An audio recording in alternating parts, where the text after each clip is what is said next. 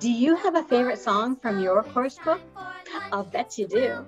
Songs are the best way to encourage your young students to learn English. The 2021 OUP Song Contest offers a fun opportunity for your students to sing and make videos. So please join us.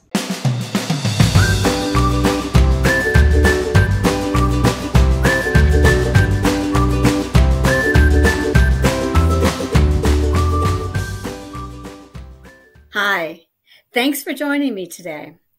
I'm going to be talking about planning activities and lessons in ways that will save you time and help you be more flexible in case you need to change what you're doing in class to meet challenges, both known and unexpected. Today's plan is going to be looking at examples from my own lessons, and I'm also going to be sharing some resources that Oxford makes available to teachers. For example, I'll be looking at the student book, the digital version of the student book, and also the Teachers Resource Center. Both of those are available in the Teachers Pack with a download link. We'll also be looking at Online Play, the Oxford site where you can play games, download videos, watch videos, use a picture dictionary, and all kinds of fun things. And we'll also be looking at some of the expert papers that Oxford makes available on their website for teachers who are wanting to learn more. So let's get started. What's your story? All of us have one. And if nothing else, the past couple of years, have taught us that there are things that we could never have planned for in our lessons. Now, don't get me wrong. Teachers have always had to plan for changing course in a lesson. Either you get a new student and they don't have the background language that other students have, or you have a multi-age or multi-level classroom, or you have a school event or a holiday the next day and students just can't focus. Or what you're doing just isn't working and you need to change direction. But those are familiar. What we've had to deal with over the last couple of years is not familiar at all. And teachers have had to spend a lot of time recreating materials and replanning lessons. And that's what I want to talk about today. We're going to look at some ways that you can plan for greater flexibility so that you don't have to spend as much time making materials and planning your lessons, whatever you end up having to do in your classroom. Now, today, I'm going to be focusing on Let's Learn in Unit 6 of Let's Go 1. And the reason I chose this lesson is because the student book pages and all of the resources to support this lesson, the workbook, the teacher's book, the worksheets, the teacher's cards, the audio, the video, they're all available for free download in the Oxford University Teachers Club. So in case you want to pause the video and go download a copy and then follow along with me, you can do that.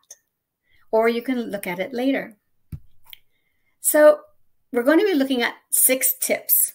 Okay, tip number 1 is plan your lessons. Plan your activities. Plan. So the reason I recommend this is that when you plan your lessons, then that means you're thinking about what students have already learned. You know what is review language and you know what is new language. You can focus on the underlying teaching objectives so that it makes it easier for you to replace activities with different activities that serve the same purpose. If you don't plan your lesson, then you don't have a backup plan either. So it's good to get into the habit of taking some time to plan your lesson, to to plan your week, to plan your year, and then you know where students have been and where they're going. Now, planning doesn't have to be a complicated thing. If you're really busy, or if you're a new teacher, you can count on a teacher's book to have a really decent structure.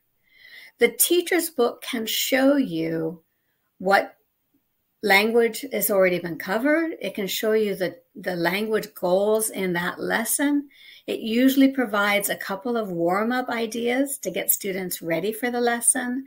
It includes instructions on how to introduce the language, a script for what's going to be on the audio, for how ideas for practicing the language, and also assessment activities and extension activities.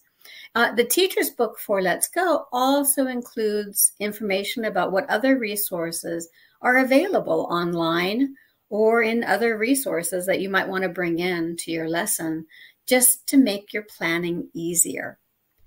It can even be as simple as Post-its in your student book. Like, quite often, I've been teaching for quite a while now, and I've taught the same lessons a few times, but no lesson is ever the same because the students are always different. So I make Post-its of, what I'm going to do in that lesson, and it's a shorthand, but I know the steps, so I don't have to write them out in great detail.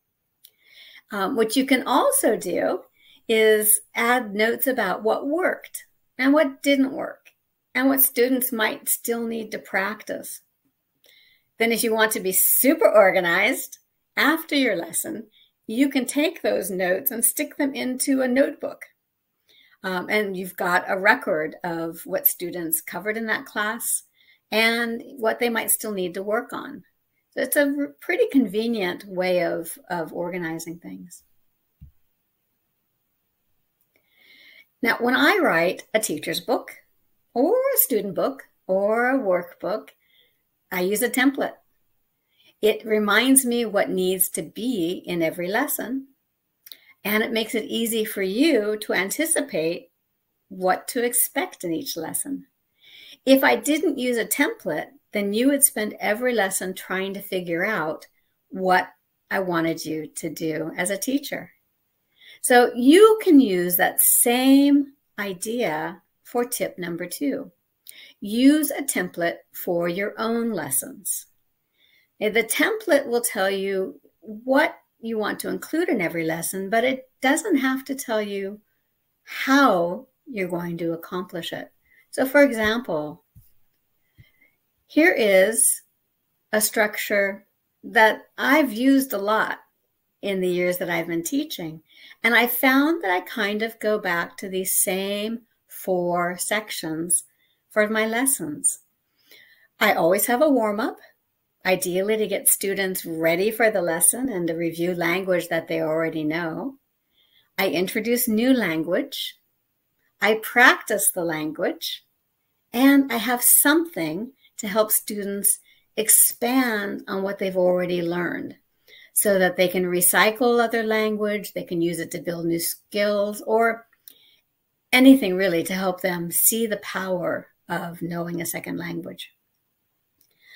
It's a pretty simple template, but the beauty of it is it reminds me of each of the steps that I want to include in the lesson because I think that it helps my students remember better what they have learned.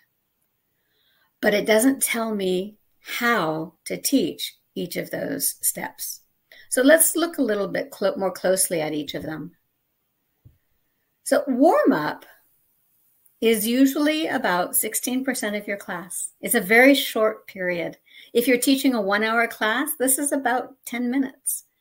I play a quick game or I do a quick activity that ideally reviews the language that's going to be recycled and built on in the lesson. So for example, in Unit 6, Let's Learn, the new language is nature vocabulary, both the singular and the plural, and also asking and answering questions about numbers of things, counting. And because I plan my lessons, I know that students have already learned singulars and plurals. They know how to add an S to the ends of nouns to show more than one. And they also have used a very much simpler question and answer pattern to talk about the number of things and to count things. So I don't need to teach these again. They know the concept of singular and plural, and they know how to ask and answer about numbers of things. But I might need to remind them that they know this. So I might play, for example, a memory game where students match singular and plural cards of familiar vocabulary just to practice saying that S at the end of the words. Or I might have them count the things in our classroom just to review the question that they already learned. Doing that makes it easier for them to move into the lesson, and it lessens the cognitive load of what they actually have to learn. That is actually new language. And then after we review the language, let's go back and remind one thing here. Okay, one reason that you use familiar games, like I use a memory game here. My students know how to play memory games, and I use those games because students know how to play them. I don't have to teach how to play the game as well as practicing the language. And I think that's important because you only want to be spending 10 minutes here. And if you are introducing a brand new game and have to teach how to play it, your warm-up could end up taking your entire class. And you want to leave plenty of time to move and introduce new language. This is about 25% of your class. So if you're teaching again for an hour, you're going to be spending about 15 minutes on this. So ideally, if you're teaching face-to-face, you want to introduce new language with your books closed so that students focus on you and the language and not their books. If you're teaching online, that's not so easy to do. But what you want to do for sure is teach one new thing at a time. You want to take the language that students already know and build on it. So here, for example, we have the vocabulary. We have a question and answer, a WH question and answer about numbers of things, counting things. A really good approach that my late co-author, Ritsuko Nakata, recommended was an approach where first you introduce the vocabulary and students practice the vocabulary until they can say it comfortably. Very quickly, natural intonation, fast-paced practicing. The focus here is accuracy. You want to make sure that students can say the language correctly at the beginning so you don't have to go back and teach it in every lesson. Okay, so after you've introduced the vocabulary, then you recycle it as you introduce the sentence pattern. Like there are 3 flowers, for example. There is 1 tree. And students then are practicing the vocabulary again as they practice the sentence. And then finally, the sentence becomes the answer when you introduce the WH question. And that way we can also make sure we don't teach the question and answer together, because never in natural conversation do we say, how many clouds are there? There are 2 clouds. We never ask and answer our own questions, unless, of course, we're teachers. So we want to reinforce the idea with our students that communication is interaction and that we're using English to communicate by asking questions in order to get the answers or answering the questions when we're asked. So this is a lot of repetition. But if we keep it fast-paced, if we keep it natural, if we keep it with, rhythm and intonation that's similar to our natural speaking, it goes very quickly. And as soon as your students can say the language independently, stop having them repeat after you. Simply hold up a teacher's card to prompt what you want them to say, or give them some other clue about whether they're asking the question or whether they're answering the question. You can begin with the teacher asking the question and the students answering, then the students asking the question and the teacher answering, and then dividing the class into two groups. And one group is the questioner and the other group is the answerer, and switch it around. So you want to give students a lot of chances to speak, and you want to make sure that they feel confident and can use the language independently before you move into practice. Now, practice is the other 25% of your class. So it's another 15 minutes in a 60-minute class. Just like introducing the language, you're going to have lots of chances to repeat because your students may not have as much chance to use English outside the classroom as you would like. So your classroom may be their English environment. So you need to provide as many opportunities as possible for them to use English. One of my favorite activities here is another one that was created by Ritsuko called 6-second drills. Now, for sentence patterns, it's like a game.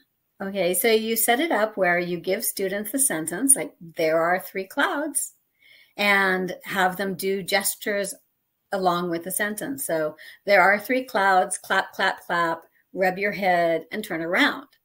And then students say it 3 times, do the gestures 3 times, and the first one to finish is the winner. So it becomes a game rather than a drill. You can do the same thing with the question and answer. You can have students working in pairs.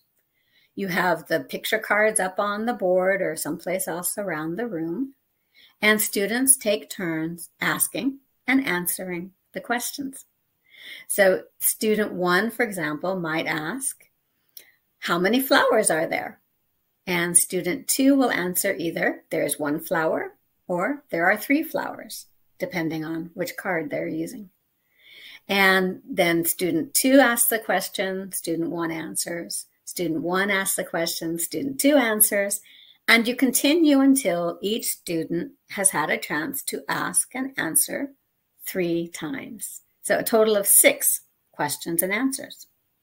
It's called 6-second drills because students finish it very quickly because they want to be the first pair to sit down, raise their hands, and say, finished, because then they're the winner. In my classes, students are happy to do this over and over again, trying to see if they can be the fastest team the next time. You can do it with monster voices. You can do it whispering. You can do it shouting if your neighbors don't mind. But the point is, it includes a lot of repetition and practice in a very short amount of time, and it feels like a game. And this is also where you'd be opening up the book to do the practice on the page. And one reason that I like to have students open the book after they already know the language is because then we can match what they've been hearing and saying with what they see on the page. So we can practice some reading too, identifying the keywords. Can everybody find there, for example, and how many times do you see it on the page? I like to have the page be a listening and reading activity because they're already confident with the language because of the introduction and the practice and lots of repetition. But I mostly want students to get the idea that it's their language and they can use it for real purposes, not just what they're trying to do in class to get a grade or pass a test. Okay, so that's practice. The last stage, the last step, is expanding on the language or extending the language. And this can be the most fun. If you've reviewed the language they already know, if you've introduced the new language and you've practiced it until they feel comfortable, you can do some amazing things with the language. And this helps students see that English is a tool that's very useful. So for example, you could have them draw a nature picture using the vocabulary on the page, and then also include new vocabulary that they want to learn. You can teach the words for butterfly or rainbow or river or mountain or whatever it is your students want to learn. Then they can use those pictures for an activity where maybe they tell a partner how to draw the same picture. Of course, with a screen in between them, so they have to listen and then try to recreate it. Or you could have them make a book of their own things to count and then write the text to go with the book and illustrate it. If you teach in a school with multi-level grades, then the older students could read to the younger students, or you can record them reading their book to share with parents. You can do projects. Besides reading making a book, you can make games. Students can go from playing the games to collaborating together and creating the games, and then negotiating the rules for how to play them and testing them out. And then hopefully getting other students to play their games as well. They can create listening tests as a project where they, again, illustrate, and then you record them, and then other students listen and take their tests. You can also have them learn through English. So for example, this whole unit is about nature, or the whole lesson is about nature. And so you can take them online and with your guidance, let them do some research about what children around the world are doing to protect the environment, for example. And then they can use that to maybe come up with a project for their own class to do. So the sky's the limit here. Now, if you're teaching a really short class, like 30 minutes, you probably aren't going to have much time to expand on the language. If you're teaching a longer class, though, this can be the favorite part of the lesson for everyone. And if you're doing a big project, it doesn't have to get finished in one class. You can do a little bit over several classes. The idea here is to not feel locked in to where you have to finish a certain amount of language in a certain amount of time.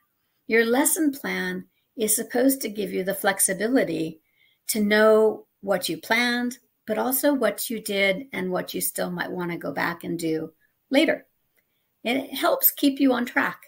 And it can be very convenient, and it makes things very flexible if you have to make changes. So this would be, between 20 and 30 minutes of a 60-minute class. Now, all of these stages, obviously, are very fluid, right? Your warm-up can take less time or more time. If the language is really challenging, it might take you more than 15 minutes to introduce it. And you might spend the rest of the time practicing it and not get to expanding on it or extending it. If the language is really easy, students might pick it up like that. And then practicing it is very short, and you have a lot of time for projects or writing or reading or whatever else you want to build. So the idea is planning your lesson gives you the power to control the speed of your teaching. It helps you stay focused on the language points you want to teach and your goals. And it helps you keep track of where you stopped.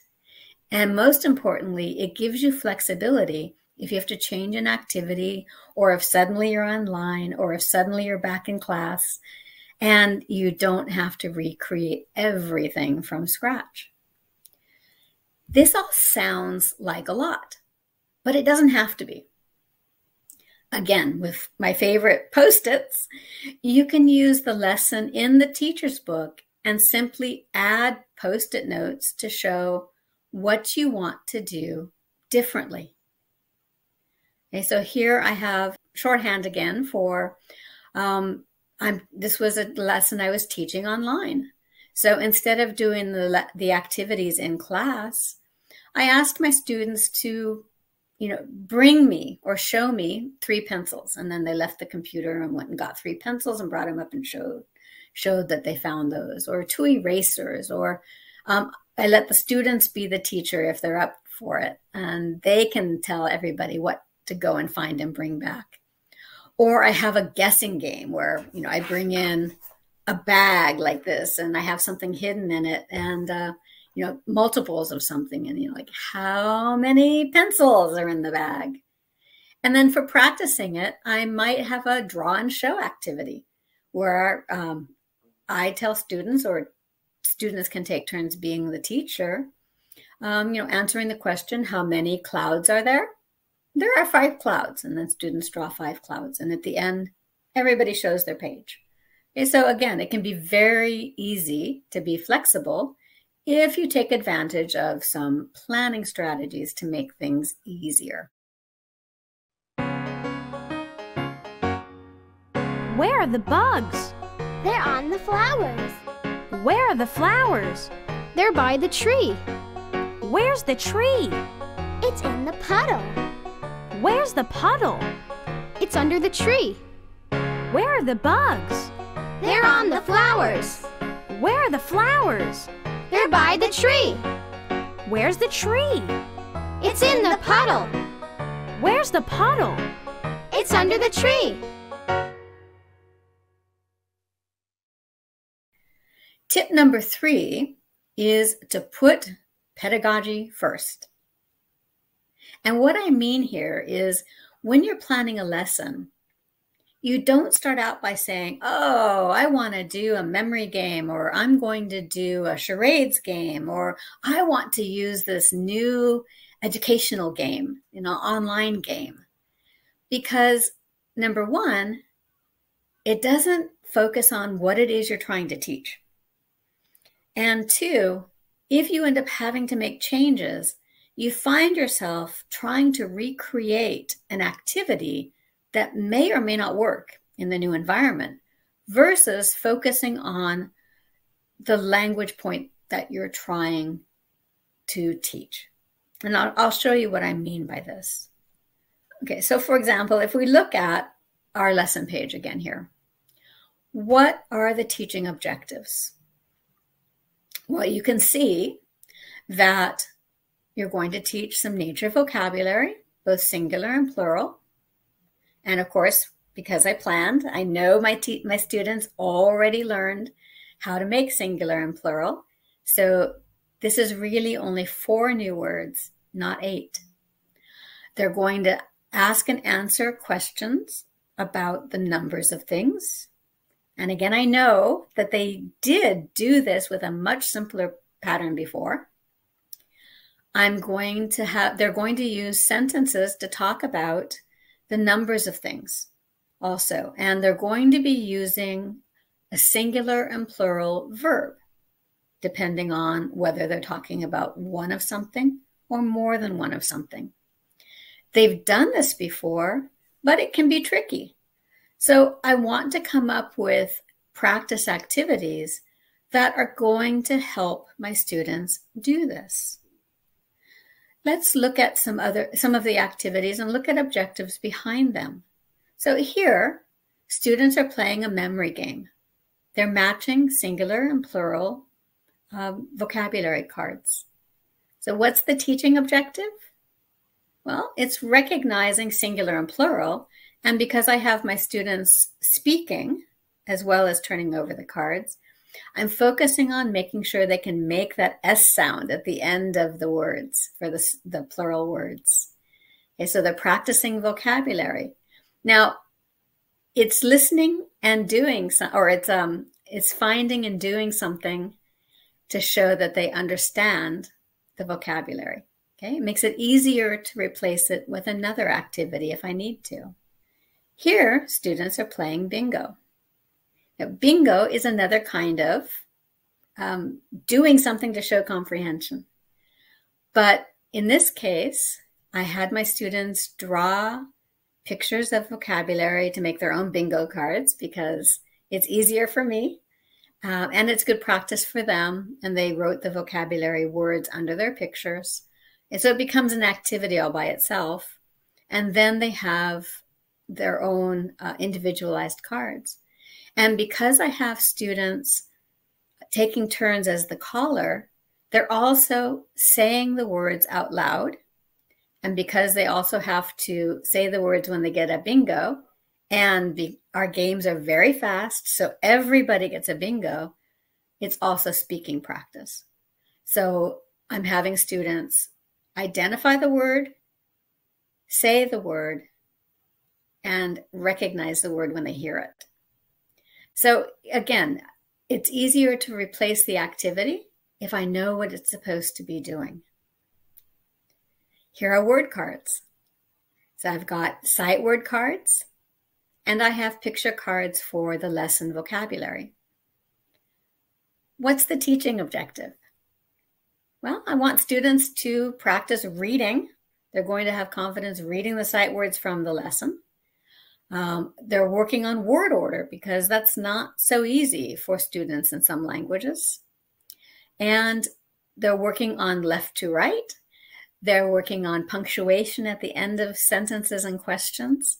And you'll notice that I don't have word cards for the lesson vocabulary, partly because I don't expect them to be able to read puddle confidently. And puddles just isn't as important a word to be able to read as there or are. But the word cards show me that students are understanding word order, the direction of English language, punctuation, and that they can read the words themselves because after they make a question and an answer, read them aloud. Tip number 4, imagine the possibilities. Before they happen, think about what might happen and what you would do if it happened. When you're planning your lesson, play a game of what if. So for example, let's say I was going to do a 4 corners kind of activity where I put picture cards in the 4 corners of the classroom or, on the wall or on the whiteboard or someplace where I want students to run to the word when they hear it. Okay, so what if I had to go online and suddenly I don't have 4 corners? I don't even have walls. So how could I meet the same objective? I know the objective is to listen and do something to show comprehension. So I could put the picture cards on a smart board, in which case, students could see it online, or I could put the picture cards on a slide so everybody can see them online and use numbers under them. So if I have the numbers under them, then if I say, flowers, students can show me, number 3, if that's the number under the card, or they can say the word. And so I can imagine what I would do if something happened and I couldn't teach the activity exactly the way that I wanted to. So here, for example, we have 2 students doing a game where they're listening and doing to show that they understand. And they're also speaking as they tell their partner how to place the cards on the paper. The paper is a graph with numbers 1, 2, 3, 4, 5, 6, 7, 8. And the book is between them to act as a screen.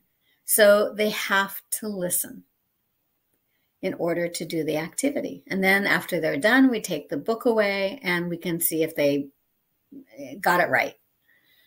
And they take turns. Now, what if you suddenly had to go online? You could do the drawing activity they talked about, Okay, instead of a graph, students, you say 1. There are 1, 2, 3, 4, 5, 6, 7 clouds. And students would draw 7 clouds. This is actually a wonderful one for students to take turns being the teacher.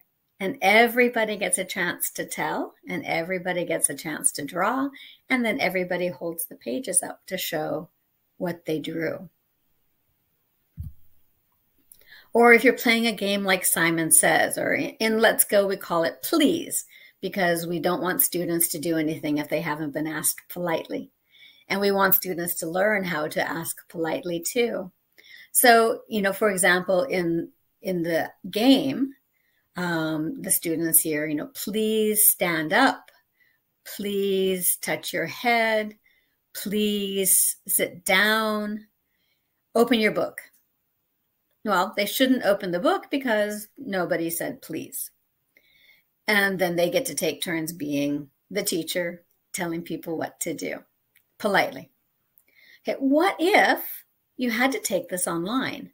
Or what if suddenly your classroom you have requirements that students can't be close to each other, or they can't move around a lot, or they have masks and it's very difficult to understand everybody? Well, this kind of activity, or charades, or any gesture activity, actually works really well online. This student is trying to get her classmates to say, "Oh no," because that was something from the lesson that they had just finished. It's good critical thinking and creative thinking practice for them also to come up with ways to make big body gestures work in a little screen.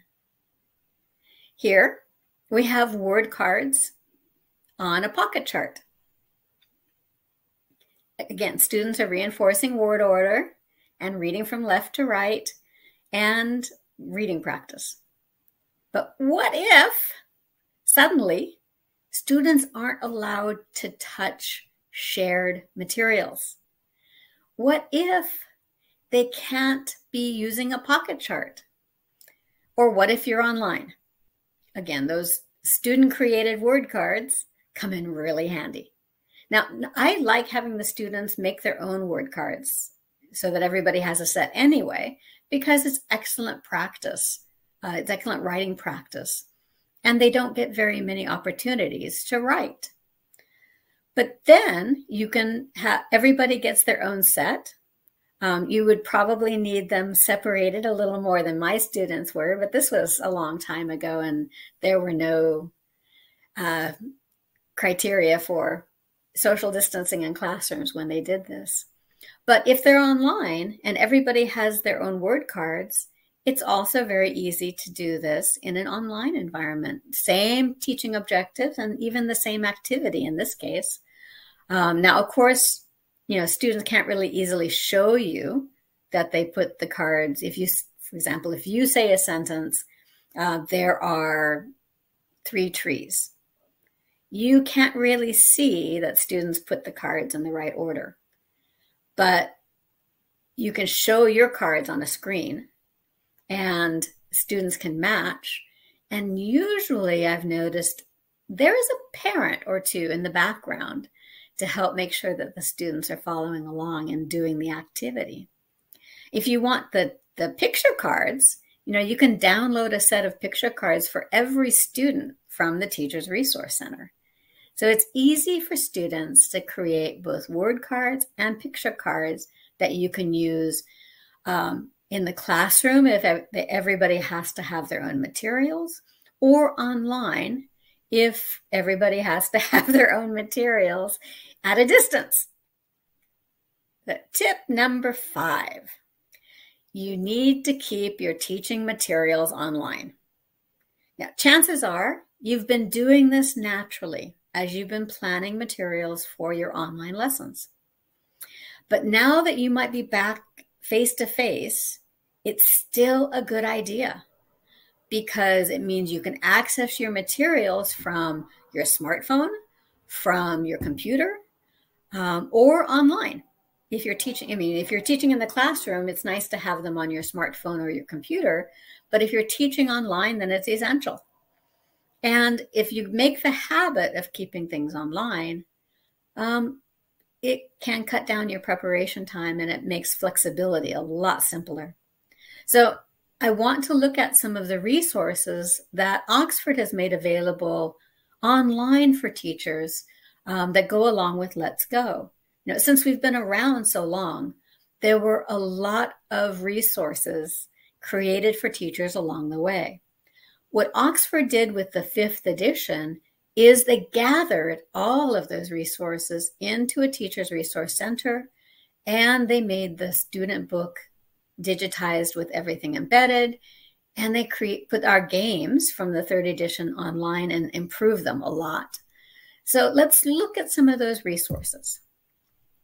First, in every teacher's pack, you get a link that will take you and a code that lets you download the digital workbook and the digital student book for this level, for the level that you're teaching. And what this does is it lets you show the videos and play the audio from the page. And there are also lots of assessment activities, actually one for every lesson, that you can only access through the digital version of the student book. And the workbook, if you project it on a smart screen, you can show students how to do the homework, or you can check it together in the next class very easily and quite quickly. So it's a great resource to take advantage of. If you have a smart board, you might even find yourself wanting to use the digital version in class so that students are all looking at the same thing. Now, the Teachers Resource Center that I mentioned before is, it's a treasure trove. It's a one-stop shopping, if you want, for teacher resources for teaching Let's Go. In the Teachers Resource Center, for every level, you'll find like unit tests. You'll find midterm and final tests. You'll find grammar practice and vocabulary practice worksheets, Cambridge test practice, customizable worksheets, extra art that you can put into the customizable worksheets or the tests. These are all things that have been around for Let's Go, but they were in different places. So what Oxford did is they put them all in one place, making it really convenient and a real time saver.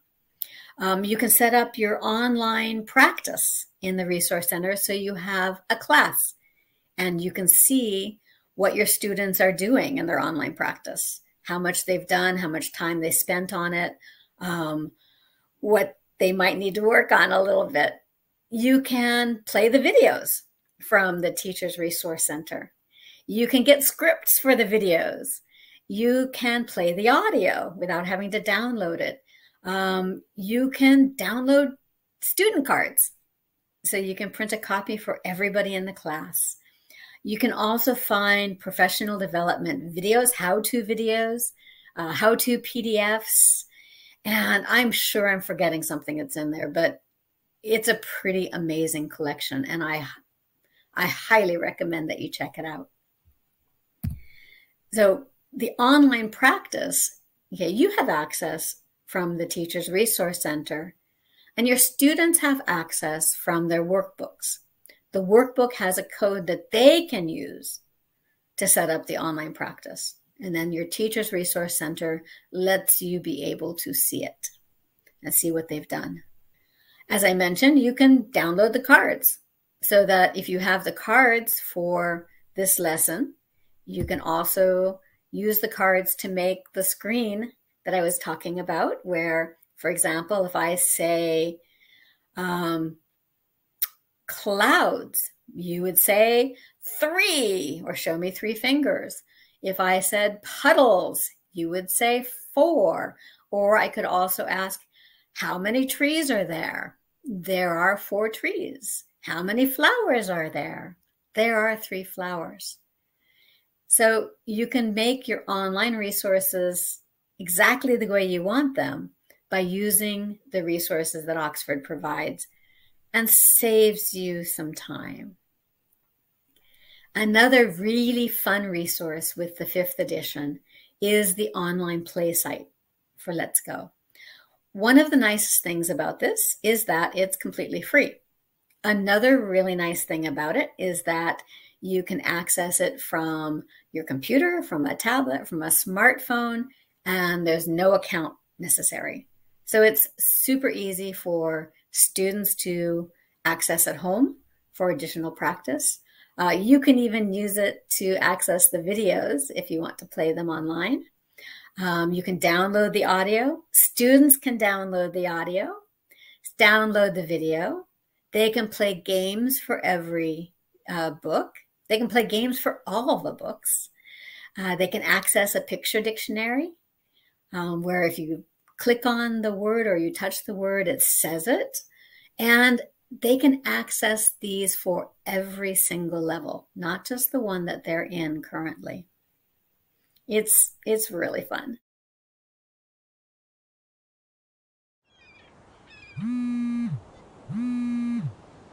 Hello? Jenny? Yes? Oh, hi, Kate. How are you? I'm great. How are you? I'm great, too. It's so nice today. How's the weather? It's sunny. Uh-oh. What's that? Oh, no. It's rainy now. How's the weather today?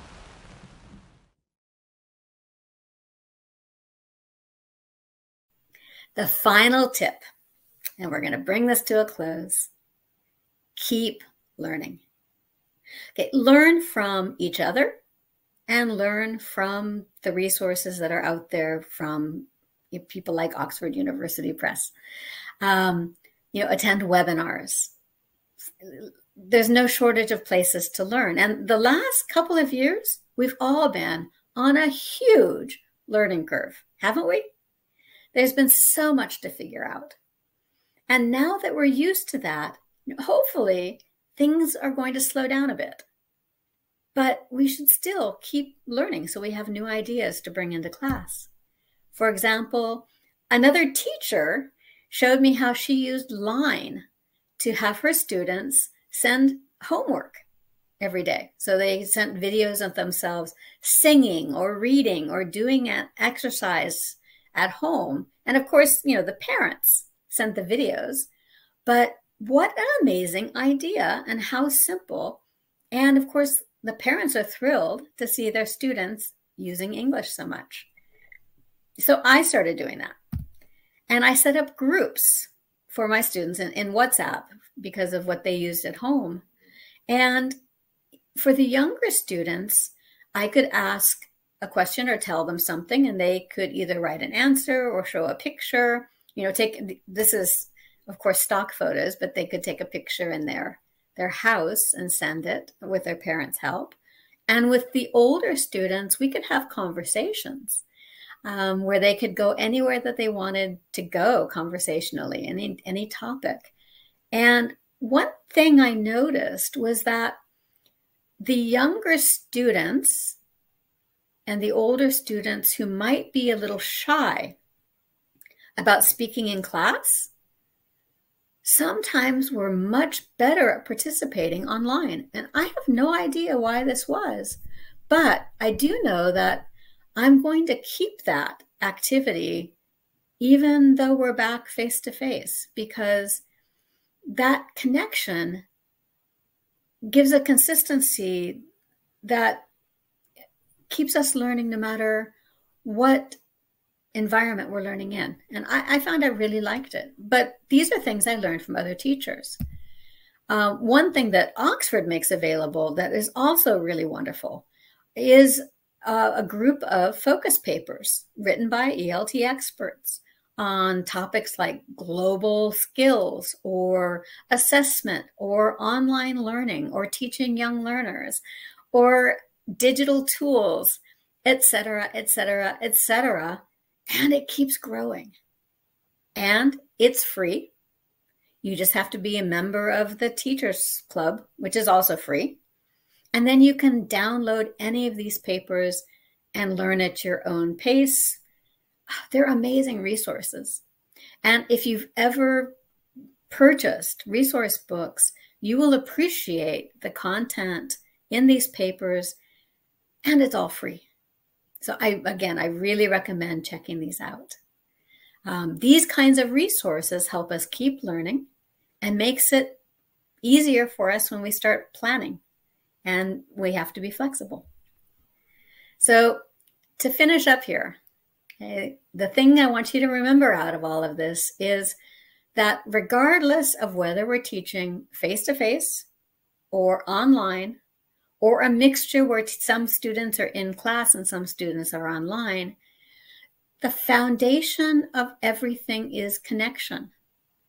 Our relationship with our students helps them become engaged, and engaged students are able to learn. If we don't have that connection, it's very hard to get students to learn.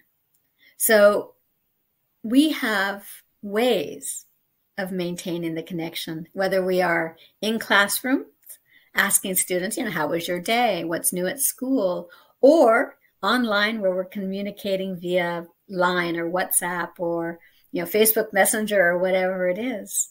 But we can keep the connection, so we can move from that to engagement and learning and assessment. So it's hard to give students accurate feedback if they aren't learning as well as they might be. And if we keep the idea that the connection is primary, then again, it's like teaching objectives. It makes it much easier for us to move between teaching environments if we know that our first goal is to make that connection and then create engaging activities, and then we can help our students learn.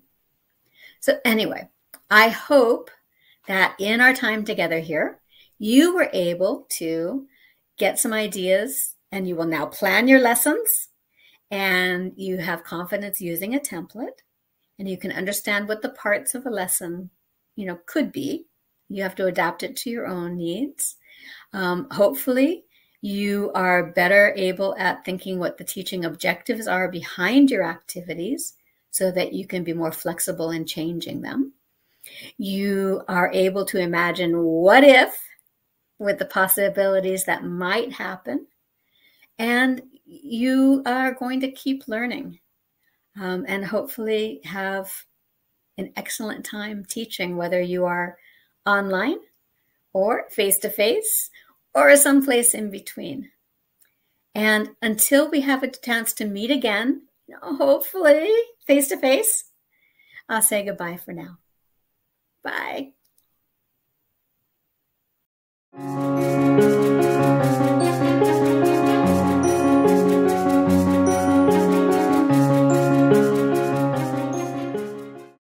My favorite song is the Everybody Up theme song. Everybody up! What's your favorite song? Well, I hope to see your performance of your favorite Everybody Up song for the Everybody Up Song Challenge.